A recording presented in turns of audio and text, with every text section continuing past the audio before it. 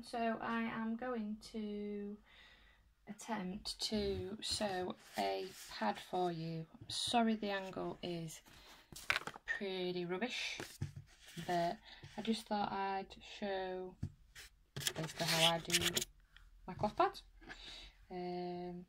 So I'll try and explain as I go around. As I know there's one person in particular that's wanting to try and make her own, which I don't blame you, because it is super fun and quite addictive when you get going. So this is a regular pad I will be making. So this is just one layer of Zorb and it is a cotton knit top. So I will obviously, so first obviously you've got to secure the topper to the core, sorry. So I'm just going to do that.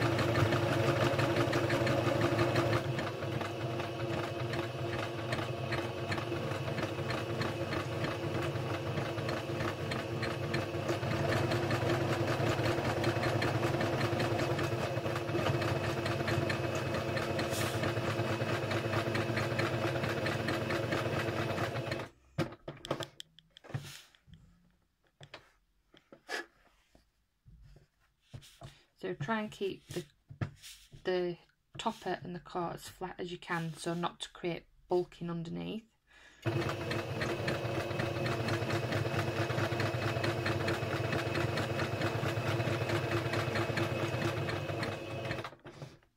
Obviously stop as many times as you need, especially to go round corners.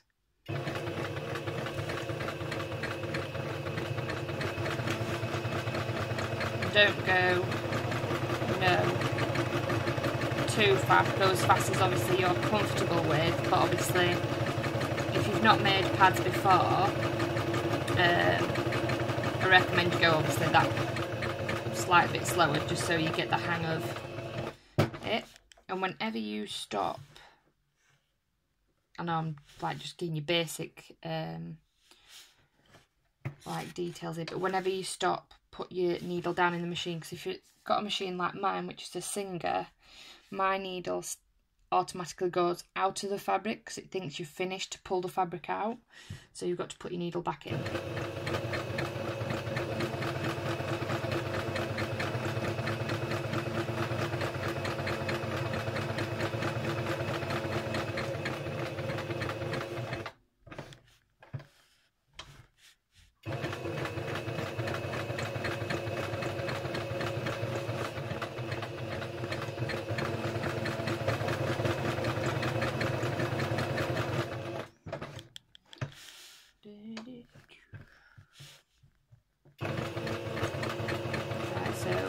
Now I'm coming up to the end. I'm going to, because I'm doing a wavy stitch, I am going to try and match my starting stitch up, and then I'm going to lock my stitch in place. So there we have it. That is now attached to my topper. I don't know if you can see that properly. Attached to my topper. So honestly, these are just terrible, these thread cutters I've got. I need some better ones. They are so blunt and horrible. Oh, my scissors do a better job.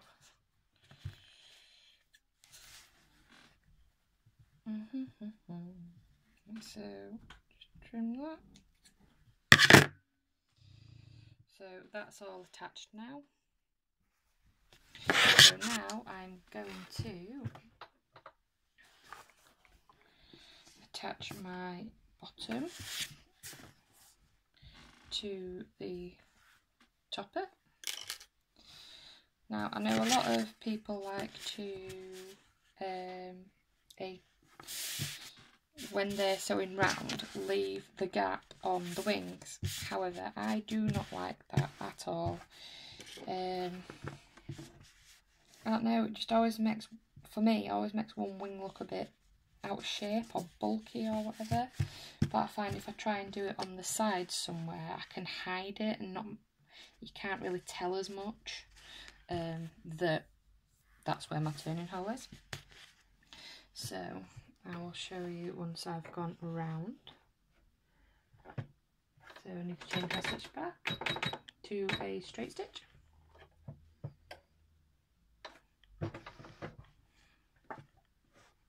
So try and keep the topper and the bottom, the backer should I say, as flat as you possibly can to avoid bulk or bubbling. And like I say, whenever you turn, leave your needle in, then do the turn, put your foot down and then start again. Turn again.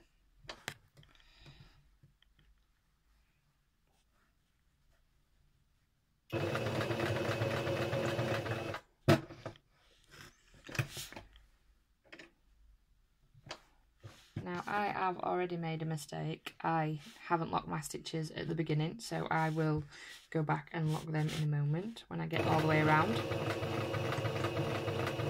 It's because I'm doing this video, I've just kind of had a complete brain fart. I wouldn't normally do that, but hey ho. See, even though I've been making clothing and pads for a little while, you still make the odd mistake, so it's not the end of the world.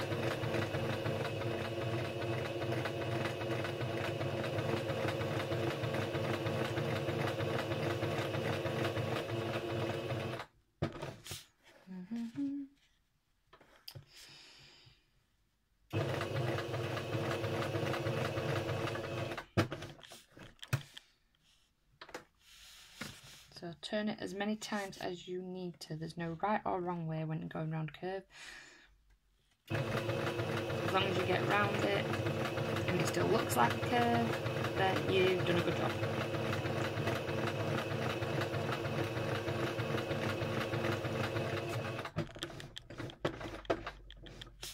Okay. Keeping it flat again, make sure it's all flat.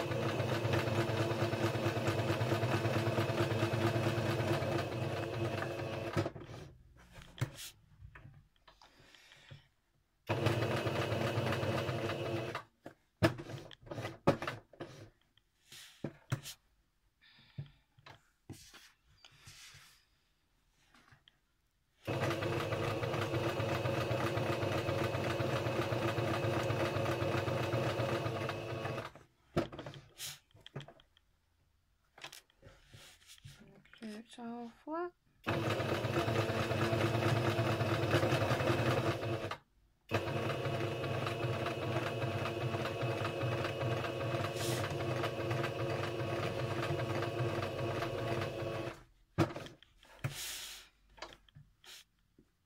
Oop.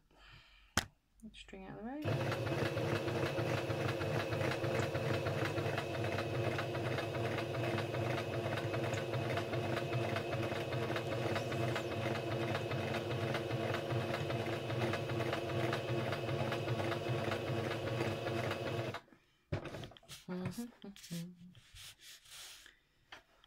Right, so I'm coming back to the beginning.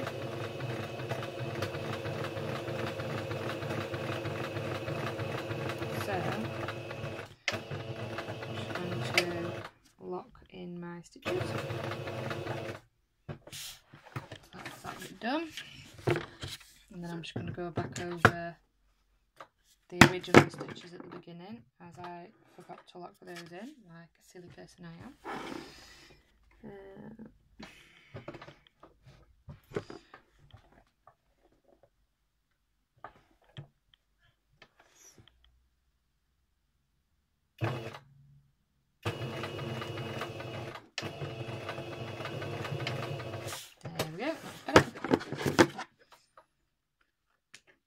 they're all locked in.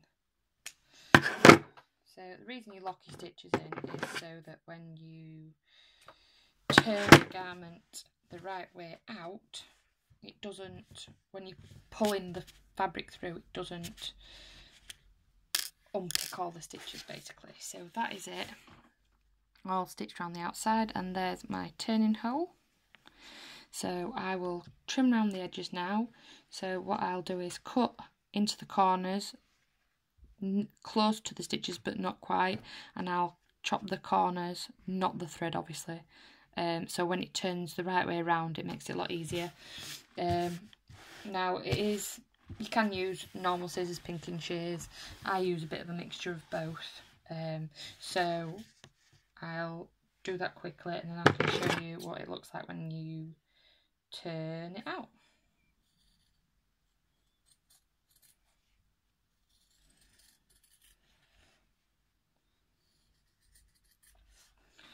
So as well with these pads, obviously if you were to do like a different like thickness of the core or whatever, you may have to do some more prepping. Like for example, I just sewed it straight onto the topper. You might want to sew your cores together first, so then when you sew it to your topper, then it won't they won't move around separately, because even when you pin there can be the odd like shifting go on, so that's what I'd recommend anyway. So like if you've got more than one layer, to do that. So snipping the corners. So this is like what I've used today is I've used Zorb Original for my core. It is a cotton lycra for my topper, and Winpro for my backer, which is the first time actually I am using this. So as you can see, I've cut round the edges now. I've snipped into the corners and snipped off the corners, so I'll turn it right side round now. I'll show you what it looks like.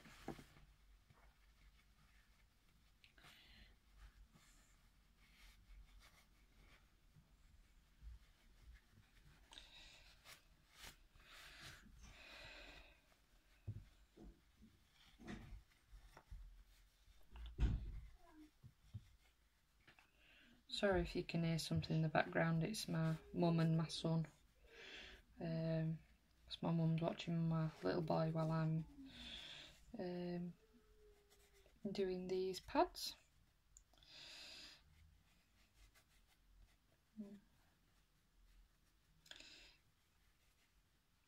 So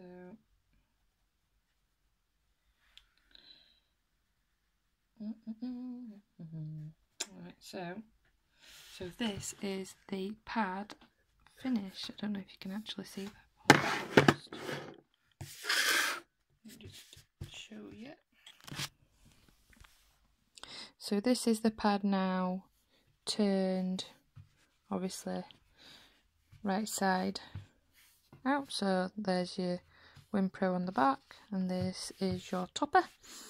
So what you would do is then iron this so then it sits flat. Obviously make sure that all the curves are out neatly, so get like a crochet hook or something blunt or a pencil or whatever, and like stick it in your turning hole and like push it all out.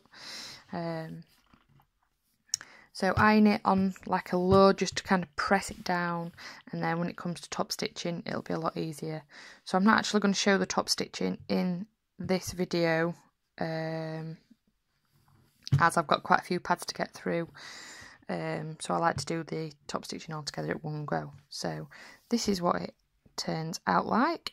So if anybody would like to see any more of these sorts of videos, if you could like, comment, and subscribe, and don't forget to hit the little notification bell so then you'll be notified every time I upload a new video.